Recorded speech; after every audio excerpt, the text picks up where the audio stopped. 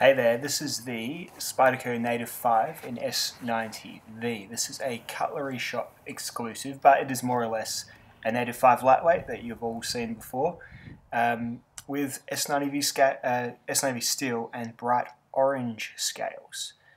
With those exceptions, it is more or less the same size, shape, weight, everything else as the very, very popular and very long-standing Native 5 model.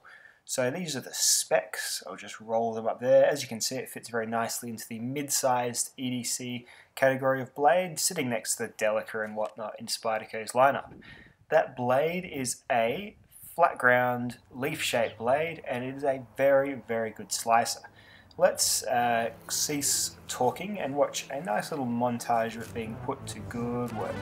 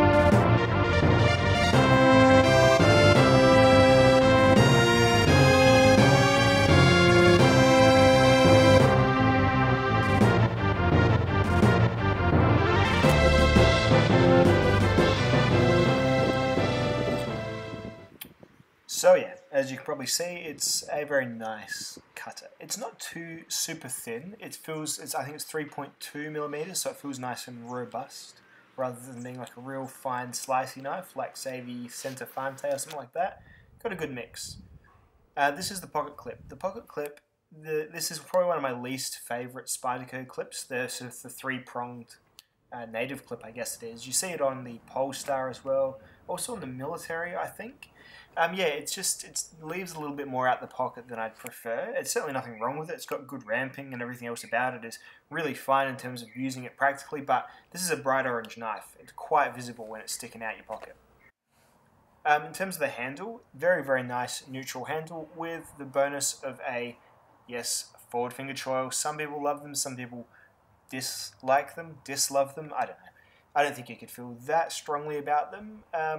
I kind of feel when I hold it in the rear grip that it's a bit too far from the blade commencement point, like that, so it's a little bit like dialing wand-ish. I know that's a bit exaggeration, but there you go. So choking up on the forward finger choil is generally how I roll usually. But yeah, it's very, very comfortable, very neutral. You really can't go wrong at all. It's a backlock knife, in case you haven't already noticed, and then the deployment's actually not too bad. Usually backlocks have a bit of like warp and torque to them, which is kind of like that creaky, hingy sort of feel to it, like that 1-2. But this one is really solid, but also really quite smooth, so not too bad at all. Especially considering that this knife has no washers. You see here, I've cracked the blade open. That's using the backlock there. That's how a backlock works, by the way. The spring you see is pinned between those two bits of plastic there.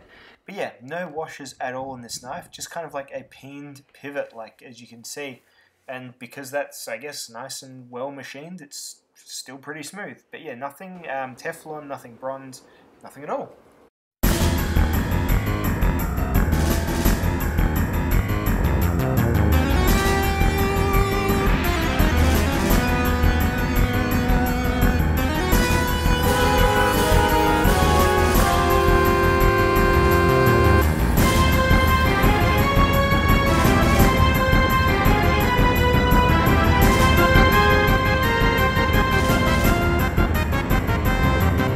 So yeah, seeing as I've already reviewed this knife before, I guess it's probably a pretty good time to maybe even do a mini review of the steel.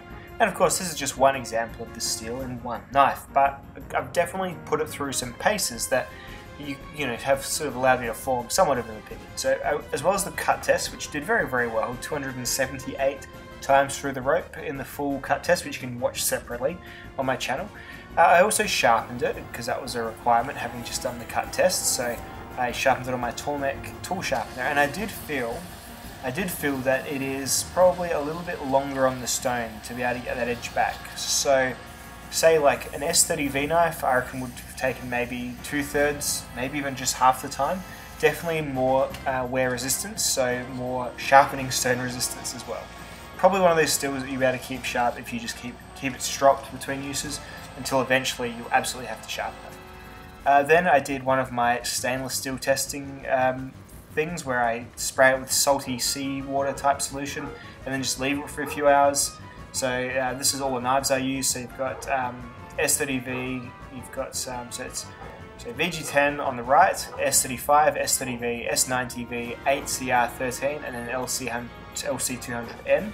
So it was rapid fire, but there you have it. Those are the knives that I used. And I'll show you now what happened after 4 hours of sitting in that water. So you can see there the sort of salt water starts to suck out the rust. So you can see on each different knife, different levels of rust being sucked. So on the LC200N, more or less nothing. That is, as far as I can tell, an almost rust-proof steel. I'm sure there are some circumstances where it'll rust, but no worries at all. The 8CR had some rust being pulled out by the salt. And you know, 8CR is not a particularly rust-resistant stainless steel in my opinion, and in my experience. So yeah, it had some tiny little marks left over, as you can see. The S90, yep, as you can see, had some rust pulled out by that salt. And it wasn't super permanent. It's left a couple of teensy little marks, which I'll show in a second. But overall, you know, still enough to definitely be a good stainless type steel. Probably about the same as the 8CR. So you see a couple of little permanent, like, you know, fairly ingrained spots there, and one there near the tip. So that's S30V as well. That's on the Hardcore Hardware knife, and that stuff generally just kind of wiped straight off. Even though it did look a little bit bad at first, not too much permanent scarring there, or like, you know, needing to be sanded out, anything like that. Pretty good. And then on the S35VN, which is a really, really good stainless steel in terms of stainlessness, it turns out, excellently done by the Kaiser there. So no worries at all. And then the VG10, this SOG VG10 ain't particularly stain-proof. It's probably about the same pace as that 8CR, to be honest, in terms of a couple of little marks were left. Interesting.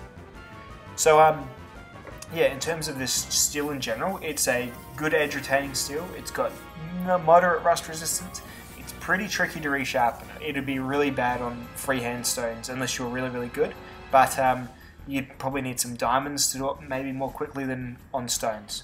But overall, apart from, you know, maybe not, you know, crossing the M390 series of steels, which would probably cut about 50 times more on the rope, it's still a very competitive steel. Probably not amazing. I don't know. It's not like top super tier, I would say, but it's good for the price especially. This is like $86 US, so not too bad. About as good as S110V, which I'm not sure if that's better with stain resistance or not. So who knows? Overall, if this knife steel interests you, it's the native platform. There's a few other knife steels you can get it for currently in. So you can get it in S110V in the lightweight, as I said, which is, you know, about as good. You can get it in the S35VN version, which is your standard version. Still a great steel. You can get it in Maximet, which will probably rust a bit quicker, be even harder to sharpen. And this is the little price guide I've got up here now. This is about how much. Now that's Knife Center prices, and the Cutlery shop I had to just do that's how much it cost me, 160 bones to Australia. So overall, if you're happy with this handle color, I guess, and you're happy with the native knife, the S90V is a great steel. But personally, I probably would just go for the S35 version if you were getting your first native.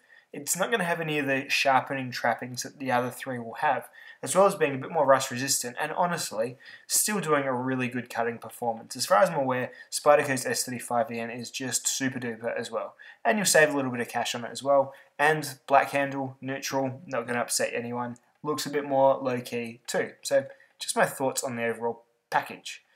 Alright dudes, I hope you've enjoyed this little review. I'll see you in my next video, and I've got some K390 coming in terms of steel on a Spyderco Police 4, so that's something to look forward to as well. Anyway dudes, I'll see you later.